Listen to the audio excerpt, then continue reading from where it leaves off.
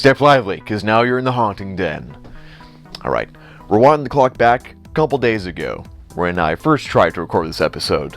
Guys, just got back from Gallows Dead Oak Hollow. It's the haunt I call home.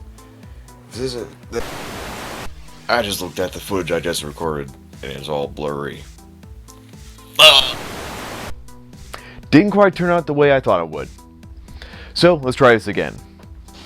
Now, it's kind of a little late in the season to really make an episode with this kind of content, but, better than late than never, and if nothing else, it'll help prepare you guys for Halloween weekend when you're going full bore. Now, for those of you who have been haunting this season, well, specifically acting, I'm sure you're feeling it already. I know I am. It's the hangover you get when you're a haunt actor at the end of the night when your muscles are sore, you can barely speak, and you're all dehydrated. Yeah, that's the it I'm referring to. All the tiredness you get from running out there, chasing all those people, and screaming at the top of your lungs. It wears on you. And, if you don't prepare for yourself, if you don't prepare your body for it, if you don't take the necessary precautions for it, then it's gonna wreck you. Almost every night, really. Now, muscle soreness, soreness of the throat, and dehydration, those are main things that will happen to you at the end of a pretty good night. Yeah, it's the downside of having a really good one. Now, there are things you can do to help prepare your body beforehand, so, it may avoid the tiredness you'll feel later on, if not, reduce it at least. Now, first thing is that when you're acting in a haunt and you have kind of a physical role like myself, you may feel that you don't necessarily need to stretch all that much before going out. Because, I get in the mindset that I don't need to because, I've been doing this for so long and I got kind of a physical job which, keeps me going throughout the whole year. I don't really think about it all that much. But, at the end of the night, and especially the morning thereafter, where my muscles are degenerating. Yeah, I feel it, and I did it to myself because I didn't take the necessary precautions to prepare myself beforehand. I had to stretch my muscles for it. Getting dehydrated just talking about it. But yeah, there are stretches you can do to help prepare yourself for this.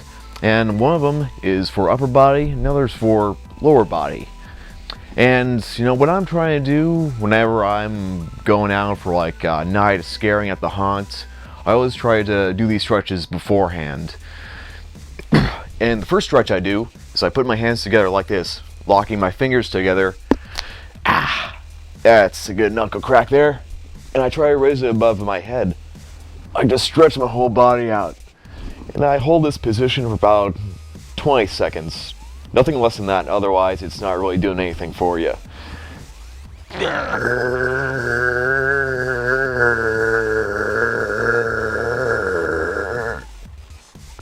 I'm just doing it for the sake of demonstration.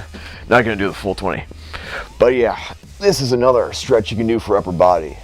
Just pull one of your arms out to the side and make sure your other arm is right at this area of the arm, right close to the elbow, just to keep it in place. And you hold this for 20 seconds also. And when you're done with that, you'll switch arms. Do that for another 20 seconds. I'm so out of shape. Oh. Well, that's for upper body, but as for the lower body, what you can do for that is you can lift one leg off the ground and try to hold it upright with one of your hands, hold it at the ankle. And for lower body stretches, you want to hold these for 30 seconds and nothing less than that. 20 seconds for upper body stuff, 30 seconds for lower body stuff. And when you're done with that leg, switch to the other one. Ooh. Oh. Body's cracking all over. Ugh. But yeah, that's going to help you out before you go into the haunt for all sorts of scaring. And for when you're a really physical actor and you're going out there, you're chasing after people, you're jumping and you're ducking, that's really going to wear on your muscles, and stretching beforehand, that's really going to help you. And afterwards, you're probably still going to feel a little sore. And no matter to what degree your soreness is for your muscles, it's always good to have like a hot compress for them, or some icy hot, or something of that nature to help your body recover for the night. Because, if you're scarring on Friday, you might plan on scarring on Saturday, like the next night over, and I'm pretty sure your body's still going to be sore. So make sure you recover well, like immediately after, because if you plan on scaring the next night over, you want to recover as much as you can, so you can scare to your full capacity. Now, as for the throat, my throat's a little sore, because I've been doing this for like roughly 10 years, and I still get the bad habit of blowing my voice out, and I try to prepare myself beforehand each night with Halls, the throat lozenges. I always take a couple of those at like the beginning of the night and a couple during the night as well, just to have something to coat my throat with. Sometimes I still blow out my voice, and it got really bad one year where I was just going like full bore Halloween night, because I didn't give a shit, it was Halloween. Like, it was the last night of the season, I wanted to give a good performance, so I just went all out. But my voice paid for it, because I lost my voice for 2 days after that. I did it to myself, and I could have avoided it, really. See, throat lozenges, they help, but it's also about what you do while you're speaking your dialogue and making all sorts of growling noises with your mouth parts. See, you always want to speak from the diaphragm. They teach that in like stage productions, and for singers, you gotta do it from the diaphragm, so you don't really hurt your throat too much. And the way to do that is to breathe in deep and try to store like the air in like the pit of your stomach. Just take a deep breath in, and when you talk, you're exhaling from the air you have like way down here, not so much from the air from your lungs. I know you don't store air in like your stomach, but it's the best way I can describe it. Just take a deep breath in. I'm a little sick this week, please forgive me. Just try to store a little bit of air in like the deepest bells of your stomach, and when you exhale using the air from down here. It helps you speak a little bit more clearly and with a little more stature, a little bit more power, so people can hear you a little bit more clearly, and they may feel a little bit more intimidated because you're speaking with more oomph. But say, well, in my case, I sometimes blow my voice out anyway, because I kind of forget to speak from the diaphragm, and I just get into it too much. It escapes me, and by the end of the night my throat is all squeaky and it's sore and it's hard to talk. A good way to treat that is to have like more throat lozenges, but also to have some tea handy with some honey in it, because honey, that's going to really help soothe your throat and help coat it, because you really want to like keep your throat like not overworked.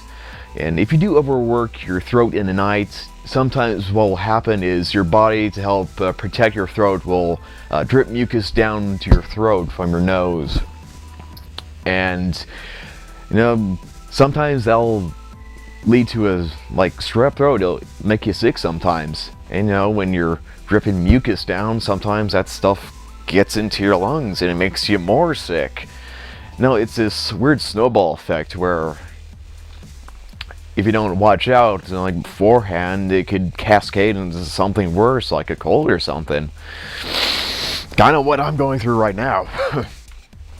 And you really don't want that, like especially during the last week, like the week of Halloween, and you're trying to give it every ounce of energy you got into the show, and you don't want to like stumble over a sickness, like trying to fight that during the whole thing. So watch yourself out there, like good thing to help treat the throat is like drink plenty of water. You gotta do that like before stretching as well, because that'll help loosen the joints and whatnot. And when you're done drinking water from that, drink some more water. And when you're done with that, have some water. And oh hey, when you're done with that, have some more water. Because you always gotta keep yourself hydrated out there. Your body is always losing water. It's constantly losing it. And especially if you're wearing like a latex mask, that's gonna feel like an easy bake oven over your head. I mean, you're gonna be sweating so much. And you're probably gonna be trying to speak a little bit more loudly, almost to the point of straining your throat, because you got a mask that's kind of muffling your voice. And you always want to keep yourself hydrated in that happenstance. Like, you always want to have like a bottle of water with you in the area that you were in. So when the group goes through and they're out of the room, and you can just go over to your water bottle, take a swig, put it back down so you can get ready for the next group. And I really don't discourage like big containers of water, because you're gonna be standing there in that like one area for several hours at a time. And like I said, you're always gonna be losing water, so you have a big jug of water at the ready. You're gonna be all set for the night. And you know, it's better to have more than you need than say not enough. Always keep in mind though, always hide your water container, because really nothing breaks the illusion that the haunt creators put into like the setting and the environment than an out of place bottle of Aquafina. It's a little out of place in like a rusty butcher shop, you know. As for me, well, I was planning on using a CamelBak this year. Like a 2-liter pouch that I just strapped to my back, and I'll just suck the water out of it through a hose.